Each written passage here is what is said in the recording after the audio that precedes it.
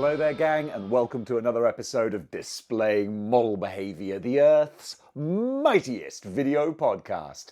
And today we're going to be talking about Warbird. Yes, Carol Danvers, Captain Marvel, Miss Marvel, and probably a few other names in between. Marvel Legends have just revealed the new action figure that's coming out, and she's making a lot of people happy, including myself. But the question is, who is Warbird? Well, we're going to answer that right now. So in order to learn about Warbird, we need to learn about Captain Marvel. And to learn about Captain Marvel, we need to learn about Captain Marvel. Everybody got that so far? So, the alien race, the Kree, originally came to Earth as a scouting party, and they had with them Captain Marvel, who was kind of working undercover to find out about the human race. So Captain Marvel took the identity of Walter Lawson and began infiltrating the American government and army bases, basically working as an undercover operative for the Kree. And this is where Carol Danvers first comes in, because she's the security chief at Cape Canaveral Air Base. I think that's where he was first working undercover. And she becomes suspicious of him and begins to keep a close eye on what he's up to. So while working undercover, Marvel is also operating as a superhero, Captain Marvel. And one of the people that he encounters is the Super Skrull. That's one of his big cosmic nemeses. Nemesises. What's the plural on that? Nemesis.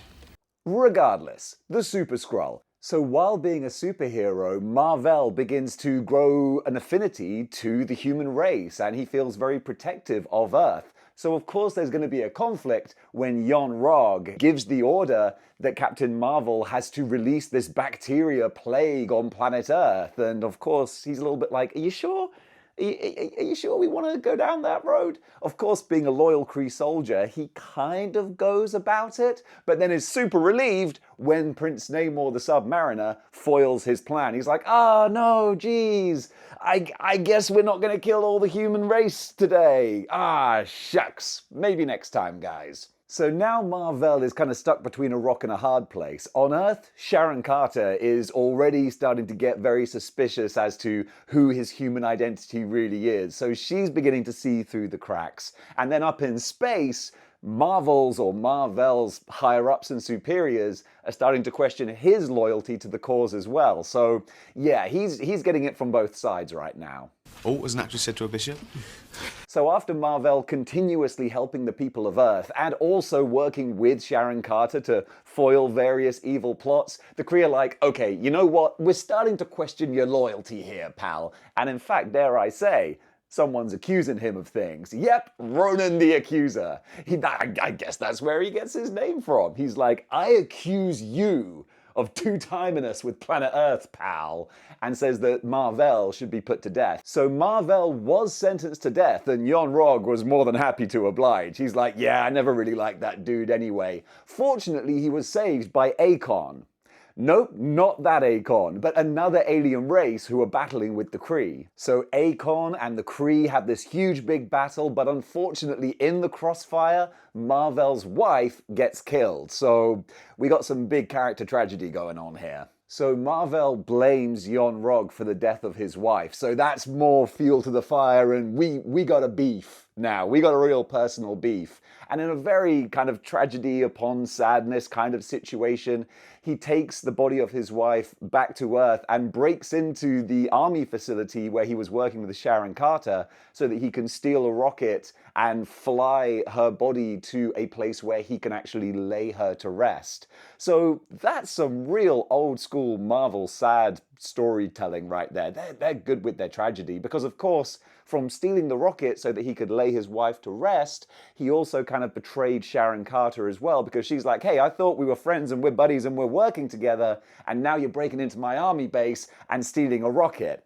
I don't know what to think. So following all this tragedy, Marvel essentially just takes himself off into outer space. He goes into exile. But while there, he comes across this planet where there is a temple. And this temple belonged to a godlike creature called Zoe. And Zoe, probably seeing that Marvel is kind of down on his luck, he says, you know what would make things better? Badass superpowers. And that's what he does. He bestows this power onto Marvel. And of course we get a nice splash page with him in his full-on Captain Marvel original gear, which is something we don't have a modern action figure of. I think there are some old Toy Biz figures, or at least one. I can hearken in my mind. I'll do a little Google search later. But certainly as far as modern figures go, we don't have this, and it would be kind of nice to see it. But this is where we see, boom, full on the rebirth, so to speak, of Captain Marvel. Model Behavior will return after these messages. Folks, I'd like to take a quick break from this video, take a little pause for the cause to tell you about our channel sponsor, Into the AM. Not only did they provide me with this and many other badass looking graphic t-shirts, but they're also dressing my down belows as well with their all-day pants. I say pants in an American fashion because otherwise it would be trousers. But the all-day pants, genuinely, hand on heart, and I'm not just saying this, they're my favorite pair of pants right now because they're so comfortable. You can imagine being the greatest YouTuber ever. I get a lot of people coming for me. I gotta be battle ready at all times. So I can't be wearing tight and restrictive pants that stop me from being able to defend myself at any moment. Luckily, these all-day pants are not only very smart and formal looking, but they're super stretchy. I can have a full-on high-kicking ninja battle wearing these things and then still go and play a round of golf. That's why I love my Into the AM all-day pants. Genuinely, I couldn't give them a higher recommendation, but I will do because I've got a bit more time. Go click the link in the description below and you can get 10% off your order along with all the different discounts and bundle deals that they're already doing. And plus, you know that you're helping out Model Behavior because they're going to see that you do that and go, hey, you know what? The Model Behavior viewers must be some darn well-dressed folks because they're buying our products. We're going to keep on sponsoring his show. So yeah, go check out the all-day pants because genuinely, I wouldn't back a product that I wasn't already a fan of. And these, like I say, they're my new favorite pair of pants. I'm going to be rocking these all summer long, baby. So gang, thank you so much for watching. Thank you for checking out Into the AM. And now, as they always say, back to your regularly scheduled programming. And now we return to Model Behavior.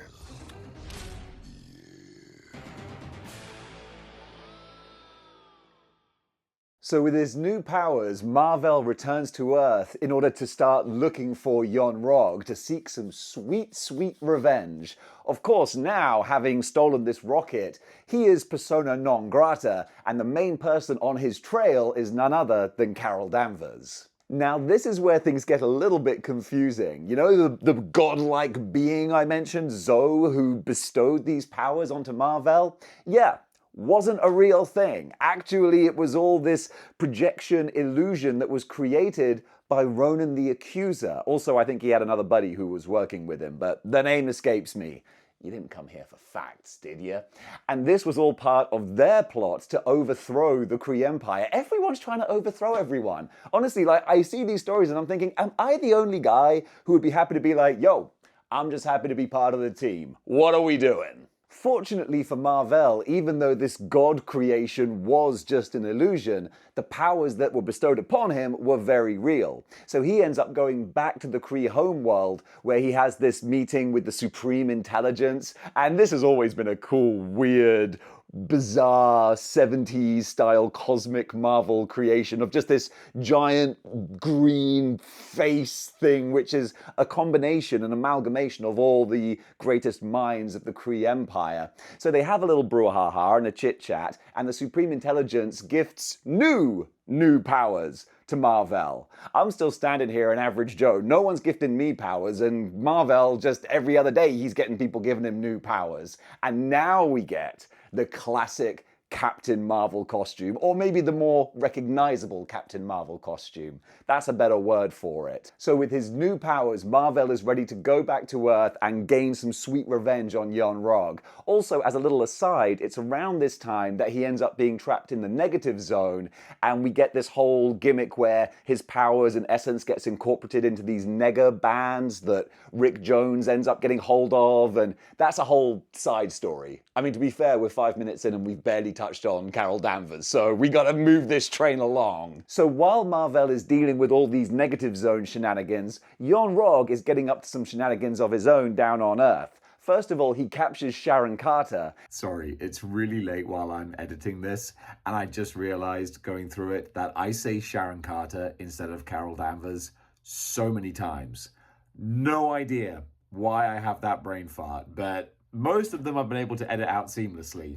This is one I couldn't work around. And then he unearths this Kree war machine called the Psych-Magnetron. I think that's what it's called. I hope it is, because that's an awesome name. So Mar-Vell arrives to save the day. He has a throwdown with Yon-Rogg and this mandroid robot that was brought to life by the whatever the heck that thing was called. I've already forgotten it. The Psych-Magnetron. That's the one. Yeah, that thing brings up a mandroid, but don't worry, Mar-Vell puts the kibosh on it. All right, now we're getting to the meat and potatoes of this. During the battle between Yon-Rogg and Mar-Vell, Sharon Carter, Carol Danvers, gets caught in the crossfire and is mortally wounded. At which point, seeing this, and of course probably having flashbacks to his wife, Mar-Vell loses it and he beats Yon-Rogg like Yon-Rogg owes him money. He says, "Pal, I'm gonna beat you till Wednesday and it's only Saturday." And it's quite the ass whooping, and sometimes you love to see it. Of course, while this fight is going on,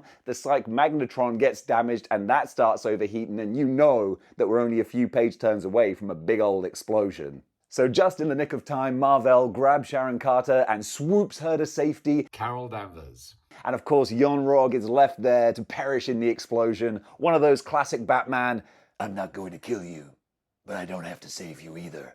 All right, now we're finally at the part where Sharon Carter gets powered up. Carol Danvers. Because of course, in this whole brouhaha and kerfuffle, all of this radiation is emanating from the Psych-Magnetron, and of course Captain Mar-Vell has got his Captain Marvel powers and his Kree physiology radiating out from him, and Sharon Carter's got open wounds, so it's all a little bit icky, and basically there's some big time cross-pollination between Sharon Carter's human DNA and that of Mar-Vell, and essentially she gets superpowers. So despite being mortally wounded, Carol Danvers now has this Kree power and DNA inside of her own body, so that allows her to make a surprisingly miraculous recovery. Unfortunately, what doesn't have a miraculous recovery is her military career. So the powers that be where Sharon Carter works for the military blame her for not capturing Captain Marvel, and eventually she decides to leave because, let's face it, they were kind of showing at the door anyway. And in a big time career change, she decides to go into writing and becomes editor of a magazine that's being published by J. Jonah Jameson of the Daily Bugle. So that's an interesting little about turn as far as careers go. During this time, while she's just working, and I say she, pronouns pal, while Sharon Carter is working for the magazine, Carol Danvers, she suffers this blackout at home, and when she loses consciousness, boom! That's when her Kree powers spring into life and activate, and she becomes Miss Marvel. This, however, is where it starts to get a little bit confusing. Yeah, I know, this is where it gets confusing. Because Miss Marvel doesn't know that she's Carol Danvers, and Carol Danvers doesn't know that she's Miss Marvel, so it's this whole split personality thing going on here. Luckily, the split personality gimmick didn't last for too long, because Miss Marvel feels this draw that's pulling her somewhere, and where she follows it to is the final fight stage. That sounds like a video game thing. Is the area where Yon-Rogg and Mar-Vell had their final battle, and of course where she gained her powers. And it was here, within the wreckage of the Psych-Magnetron, where she finally has this realization as to who she is, where she came from, and what her actual identity is. And she has a classic like, "I am Miss Marvel!" type moment. There's a whole bunch. I'd love to see a collection of just comic panels of characters going, "I am someone!" Because I remember there's a Peter Parker one from the Clone Saga. There's a whole bunch. That's going to be like a running theme. I think you could start collecting those. I'm not going to, though. Sounds like way too much work. But this here is like the proper birth of Miss Marvel. No more split personalities, no more, oh, what's going on over here? Now we have a brand new, proper, dyed-in-the-wool superhero. So the first order of business for her is actually teaming up with Marvel, and they have some adventures, and they actually look very snazzy in their matching costumes. They have a throwdown with Ronan the Accuser, just some good old-fashioned Kree-centric superhero fun. But now that she's kind of established as her own person, this is when we get the new Warbird-style Captain Marvel costume. So now that she's a full-blown Marvel superhero, Miss Marvel joins the Avengers and is a perfect fit for the team. Unfortunately, it's in one of these adventures where she encounters Mystique. And actually, this is the first appearance of Mystique, if I'm not mistaken. Pat myself on the back for that one. If I'm not mistaken, this is the first appearance of Mystique. However, before Mystique can actually cause Carol Danvers too much trouble, someone else does that for her. A guy called Marcus, who is the son of Immortus, who's Kang the Conqueror, I think. I get so confused with these stories. So in a slightly icky kind of turn of events, the Avengers allow Marcus to take Miss Marvel into limbo with him because they don't realize that she's being mind controlled. They're just like, oh, you want to go to limbo with this guy? Okay, a little bit weird, but alright, you do you. Luckily for her though, Marcus is not able to survive in limbo. It was a whole thing about him being like reborn on Earth, so his body wasn't able to survive in limbo. You know what? No one's going to shed any tears over him. Luckily for Carol Danvers, she's got all this Kree physiology and Marvel powers, so she can then survive, and with him being dead, she can escape the limbo. So having been through quite the ordeal, Miss Marvel leaves the Avengers and just goes to have some personal time in San Francisco. She's like, okay, this has been a lot, so I need to just have a little bit of R&R. Unfortunately, she's not going to get that because Mystique is about to rear her shape-shifting head, and not only her, but her daughter Rogue. And this is where it gets interesting. Actually, I hope this whole thing has been interesting. Otherwise, what the heck am I doing here? So Rogue battles Miss Marvel, and at this point in time, Rogue isn't the sugar X-Men character that we all know and love from X-Men 97. She is this villain who is able to drain people's powers and take their emotions and memories just by touch. But that's her only ability. And normally, of course, this only lasts for a short amount of time.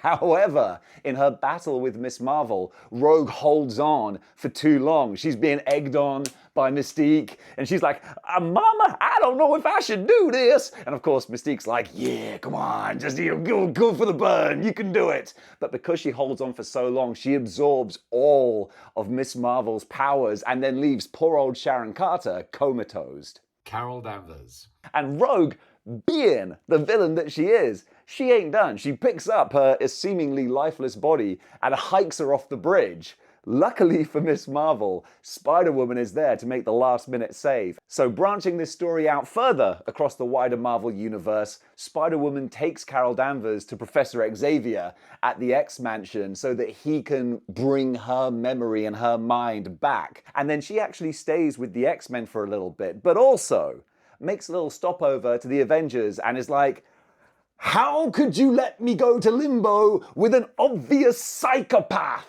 So I'm glad that she was able to get that off her chest, because I think the Avengers were like, ooh, sorry about that. We probably should have asked again and done a little bit of double checking to see if this was actually a good idea. As for Captain Marvel, his story takes a bit of a tragic turn. He is out there being a superhero, a defender of Earth and the human race, and in his adventures, he ends up battling Nitro. He saves the day, but of course, in the process, he gets exposed to all of this nerve gas. So while he's able to shut off the gas and stop the nefarious plot, it turns out that it's not without consequence. After the battle, it's then revealed that the nerve agent has a carcinogenic effect on Captain Marvel and his Kree DNA and has basically sentenced him to death. And this starts a truly heartbreaking run of stories where Captain Marvel, he doesn't just accept this fate that he's been given, and he travels and meets with all these different great minds and intellectuals throughout the Marvel universe,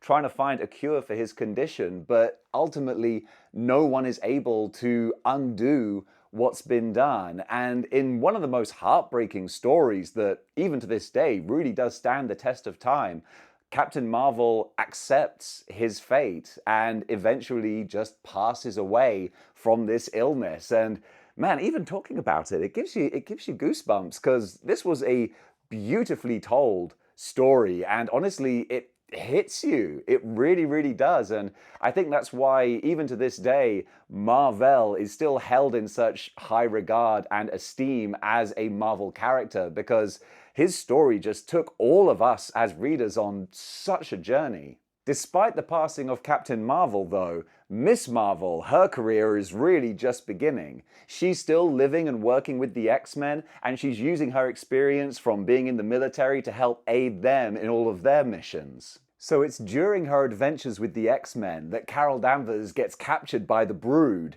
And of course, at this time, she's powerless because Rogue has essentially taken all of her superpowers from her. However, the Brood learned a classic lesson of F around and find out, because they decide to run all these tests and experiments on Carol Danvers, and guess what they do? They only just reawaken her superpowers. Not only that, but they absolutely supercharge them to the max, and Carol Danvers becomes binary. So now that she's cosmically powered, Carol Danvers actually stays up in space for a while and has a whole bunch of adventures with the Starjammers, and it's a fun little arc for her. But eventually, you know Carol Danvers, she's a homegirl, and it's time to go back to Earth. And also that's somewhat forced a little bit, because throughout all these adventures, she's been burning through her binary powers. So back on Earth and slightly depowered, Carol Danvers returns to our Warbird costume. So at least we're going back to the Marvel legend that sparked this video. But she also does retain some of her binary powers. So it's kind of cool that she can activate them every now and then, depending on how much energy she's been able to absorb. So now that she's back on Earth and getting re-established, it's time to rejoin the Avengers. And this is where she takes the Warbird name. At least I sincerely hope it is, because that's what I'm saying in this video. So this is where the new Marvel legend, I think, most perfectly represents who she is at this time. This is Avengers Carol Danvers Warbird. Even post-Civil War, with Captain America out of the picture, she leads the mighty Avengers. I say leads, she kind of co-leads with Iron Man. Although at one point Iron Man gets turned into a sexy robot lady, so she kind of has to take the lead. More on that story later. Later on, Carol Danvers decides to unmask and go public as a superhero. So she gets the more recognizable modern Captain Marvel costume, but she's still not going by the Captain Marvel name. The person responsible for the name change is another captain, Captain America. He comes to her and he says, "You deserve to carry the legacy and the name of Captain Marvel." And I think it's kind of cool, and it's a great reflection on the character of Carol Danvers that she's not comfortable doing this. She has such great high regard and reverence for Marvel that she doesn't think that she's worthy. But that's when you need a classic Steve Rogers Captain America pep talk, and that's exactly what he gives her, and he tells her that there's no one else in the galaxy, I'm paraphrasing, who deserves the title of Captain Marvel more than she does. And folks, that does it for my retrospective on Carol Danvers Warbird. What do you think about the character? What do you think about the new Marvel legend? Comment below, let me know. And also, if you'd like to support the channel, then you know what you gotta do. You gotta join the 6-1 Clicks by clicking the like, share, and subscribe buttons. And if you wanna go one step beyond, then you can do that too by getting yourself a YouTube channel membership. By getting a membership, then you can join in all the chats on the live streams, you can watch the archive, the exclusive videos. It's a whole good time. Plus, you can just help me keep the lights on and make more videos more often. Because honestly, there's nothing else I'd rather be doing. So gang, thank you so much for watching, and until next time, keep displaying model behavior.